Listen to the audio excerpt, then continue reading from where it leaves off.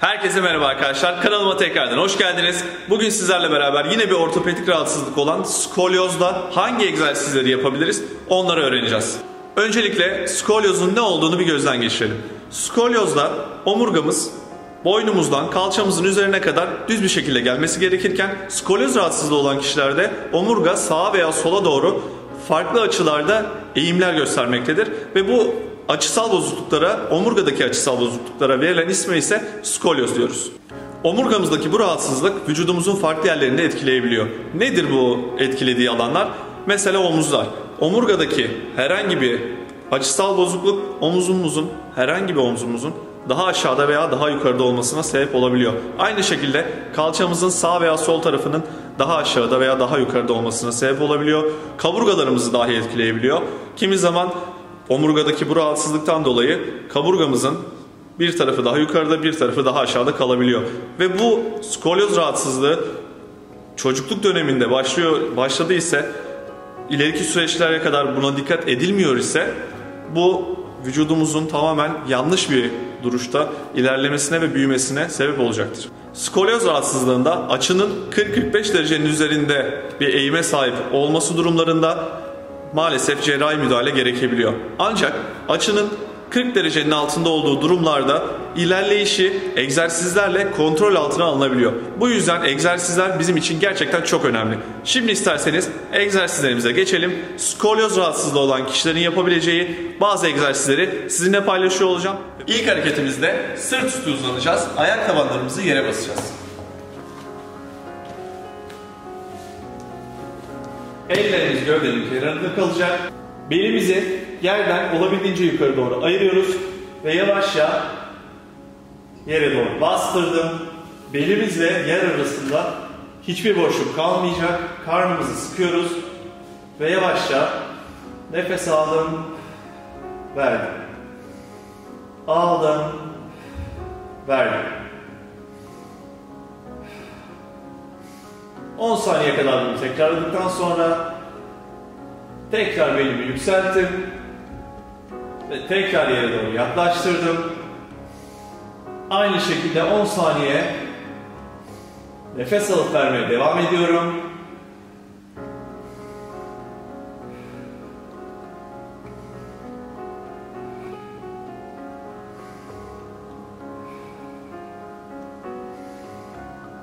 Tekrar ayırıyorum. Tekrar yavaşça geldim. Belimi yere sabitledim. Karnımı sıktım. Ve nefes alıp vermeye devam ediyorum. Bu hareketi 10 kez tekrarlamamız gerekecek. Ve yapabiliyorsak 2 set şeklinde bunu yapmamız bize fayda sağlayacaktır. İkinci hareketimizde yine yerdeyiz. Bu sefer dizlerimiz yerde olacak şekilde. Bacağımızın üst kısmı yere dikiniyor. Eller omuzlarımızın tam önünde. Belimizi içeriye doğru aldık. Bakışlar ileride. Yavaşça boynundan başla. Kalça içeri doğru çek. Belini dışarıya doğru yükselt. Bekle. Ve tekrar aynı şekilde belini içeriye aldın. Bakışları ileriye uzattın. Aynı şekilde devam ediyorum.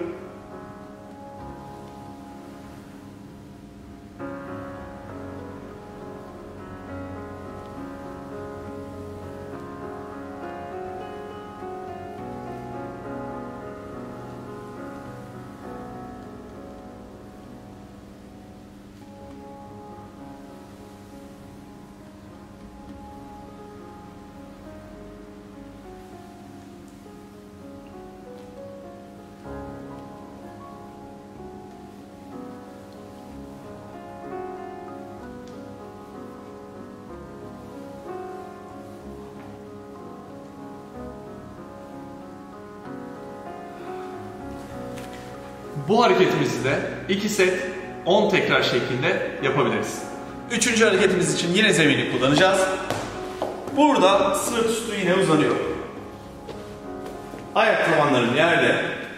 Eller harekete başlarken gövdenin yanında kalıyor. Önce sol dizi çektim.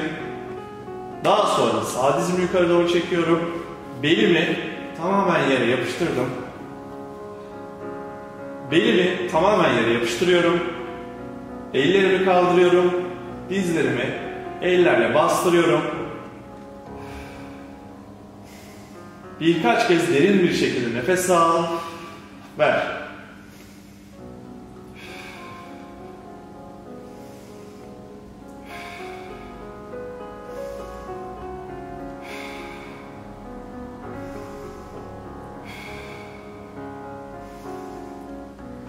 ...10-15 saniye kadar bu şekilde bekledikten sonra ellerimi koydum, ayak tabanlarımı yere bırakıyorum ve hareketimi bitiriyorum.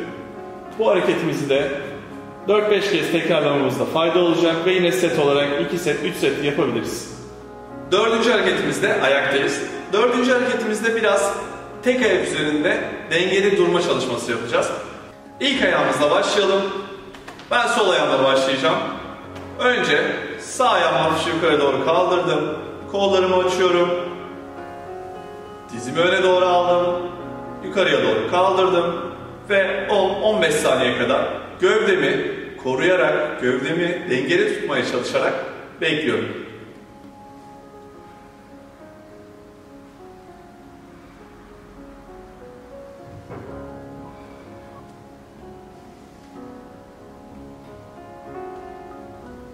Daha sonra yavaş ayağımı yere koydum.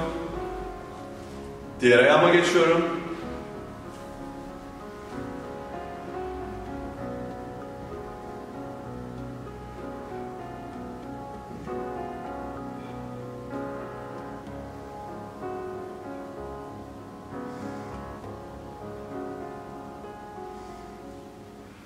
Diğer ayağımı da bırakıyorum.